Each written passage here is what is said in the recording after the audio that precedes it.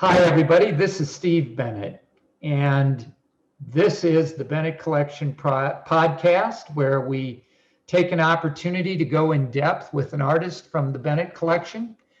And my guest today is Ann Tanksley, who's going to talk about her many years as an observer, painter, illustrator.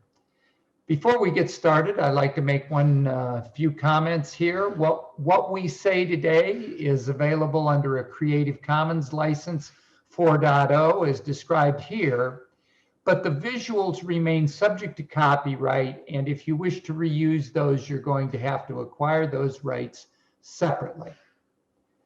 Now, with the formalities out of the way, my guest is Ann Tanksley. Ann is a consummate artist. She works in multiple media, oil, watercolor, prints, collage, and has used her prodigious talents to chronicle her vast life experiences in both the 20th and the 21st centuries. A prolific creator, Ann's work has appeared in solo and group exhibitions around the world, as well as in a variety of published forms, most recently as book illustrations. Her work is also in many notable collections, including the National Museum of Women in the Arts, the collection of Medgar Evers College, the John and Vivian Hewitt collection, and the collection of Oprah Winfrey. Born in Pittsburgh in 1934, Ann Tanksley has invested most of her 86 years in making art that comments upon her experiences as a woman and an African American living in an evolving United States. In addition, she has traveled widely studying culture and religion around the world and using her voyages to inform her art. Although Ann has been on the scene for decades, her work is experiencing a renaissance with collectors and admirers, with several of her pieces coming to auction in the past year and garnering prices in the tens of thousands of dollars. Ann Tanksley, welcome. Thank you. Thank you for having me. We're delighted that you're here. So you've lived a very long time and you have had the opportunity to straddle two very different centuries.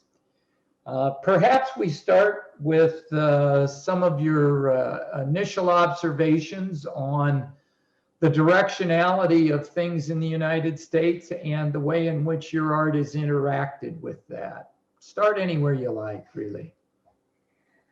Well, I would like to start at the very beginning when I first realized that I had a passion and that it was art. And it began on my first day in kindergarten when my mother dropped me off and I cried bitterly for hours. And my kindergarten teacher, Miss Woolley, who I will remember forever, gave me crayons and paper. And I stopped crying and it soothed my soul. And that has been the place for me to go ever since. And then, everything evolved from that. So you're a Pittsburgher, I understand. Yes, I am. And I love Pittsburgh. I don't get back there as often as I would like to. The last visit was to the August Wilson Center for Arts, where the Hewitt exhibit was being displayed. But I have fond memories of Pittsburgh. So talk about your growing up in Pittsburgh and how you went about finding art as a voice for you. Well, to begin with, I had wonderful parents, mother and father, who worked very hard. My mother was very creative, had wanted to attend Carnegie Institute, but at that time, along with Elizabeth Catlett, she was not able to study there or was not accepted. My father was raised in the South and came to Pittsburgh, having had some training at a college in North Carolina, ended up working in a cleaners and then eventually became the chauffeur for two mayors Mayor Scully and Mayor David L. Lawrence, but they were both very, very supportive. Um, I had a problem when I was very young. I had a speech impediment and I stuttered, which helped me to understand certain things about my needs. Fortunately, my mother worked very hard to get me a speech therapist. And in addition to be able to uh, express myself better, I chose painting as my voice. And I have continued to use it throughout the years, which was really quite a gift. So your education in higher education in fine art was undertaken ultimately at the Carnegie Institute of Technology in Pittsburgh, now Carnegie Mellon. But that wasn't really an easy beginning, was it? No, I was very fortunate to have another teacher in high school who apparently had great faith and recognized the talent and made every effort to put a portfolio together, and it helped me get into the college, which was far more than I had ever expected. And it was a wonderful, wonderful experience. I majored in painting and design, but it certainly gave me a background in painting, but I was ill prepared to go out into the world and earn a living based on painting and design.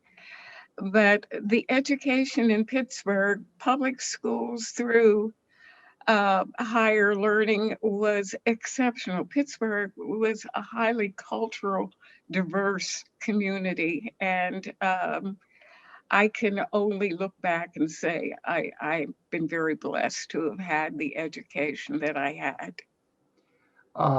Your efforts to get higher education were met with some resistance initially, were they not?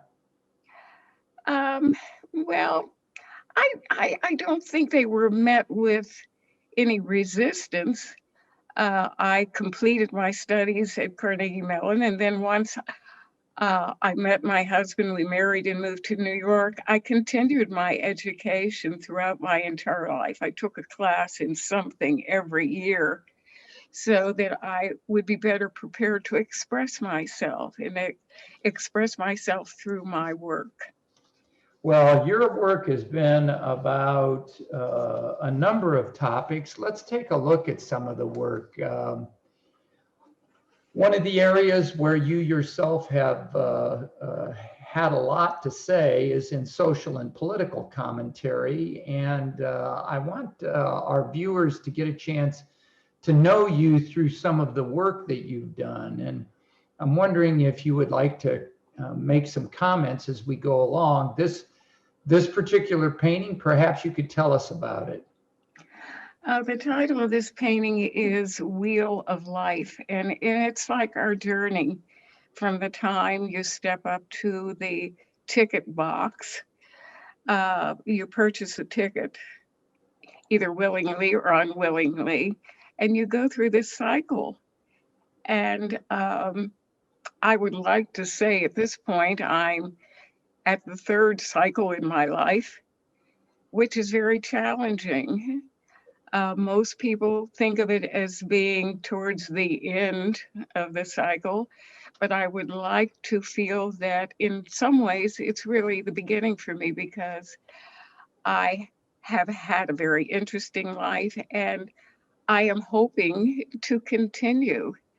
Um, I hope I don't embarrass you by saying this, but one of the nicest things that happened to me was meeting you and your wife, and having an opportunity to express myself and explain who I am and where I hope to be going. I have a lot of things that I plan to do. I'm still painting.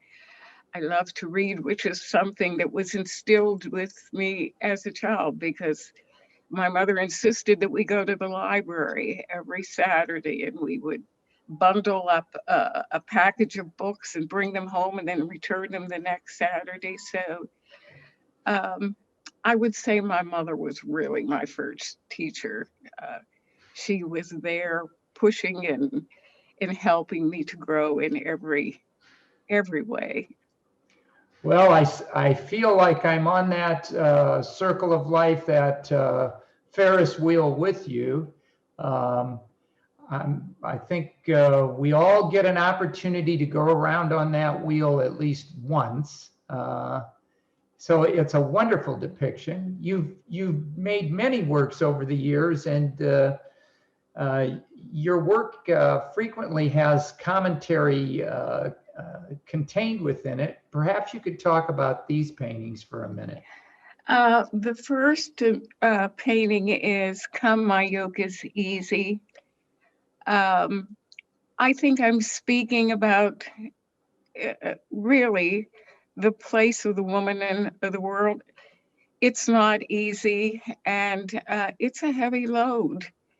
The other piece, the title of it is The Harvest is Over and We Are Not Safe. It speaks of the situation that we're in currently in terms of division politically, racially, just so many things, immigration, walls that are being built to keep people out, and the resistance that we all feel in trying to move forward.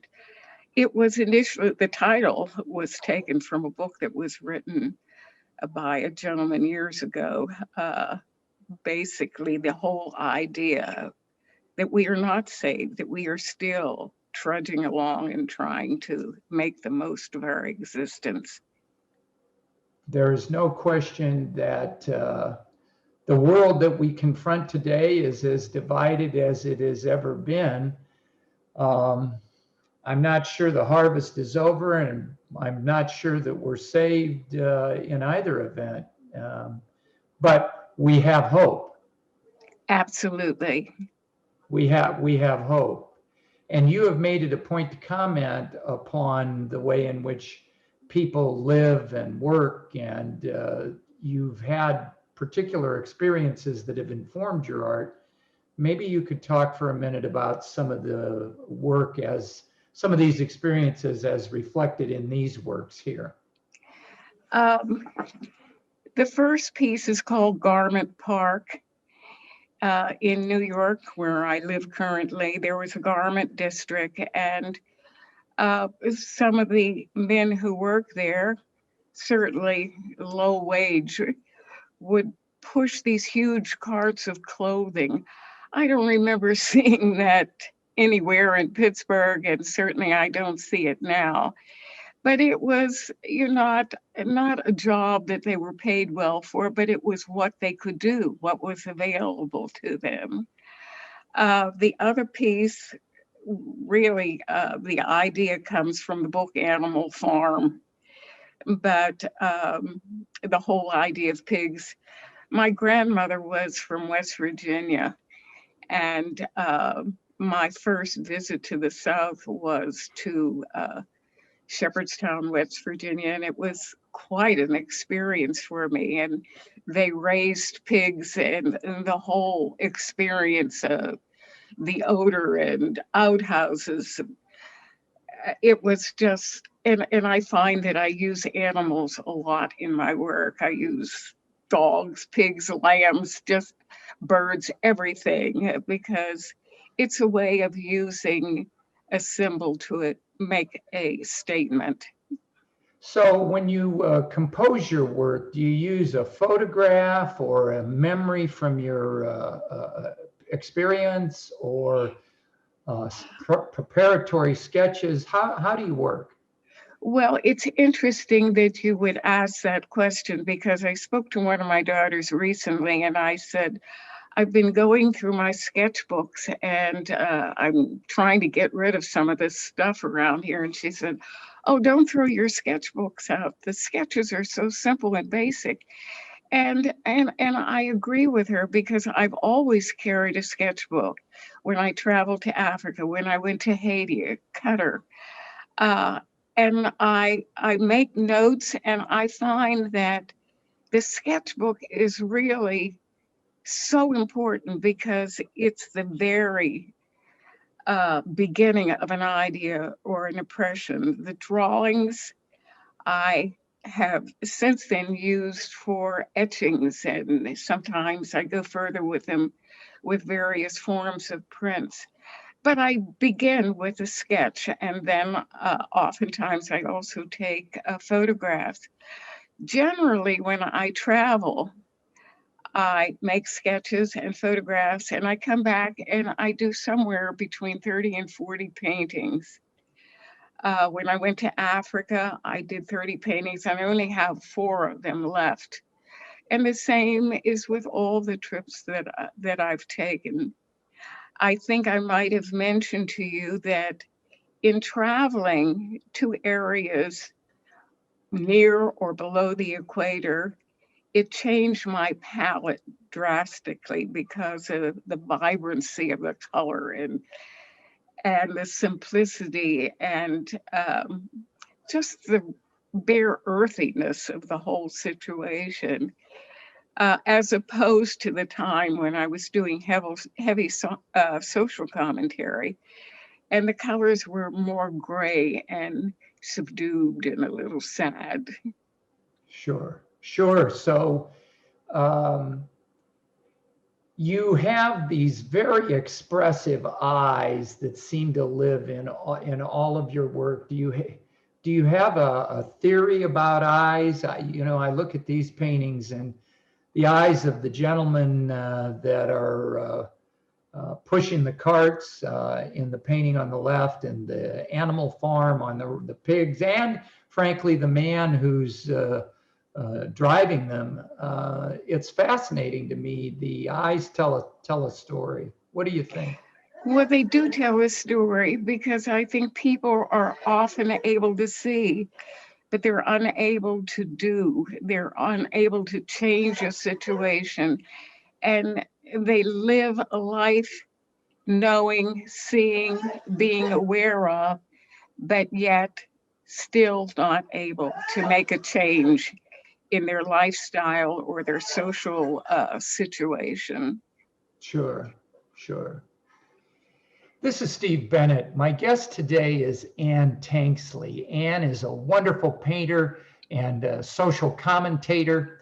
We are going to continue the discussion in part 2. We've talked briefly about her background and interest in social and political commentary. And in part 2, we're going to talk about her feelings about motherhood and mothering. So stay tuned for part 2. This is Steve Bennett with Ann Tanksley. Stick with us.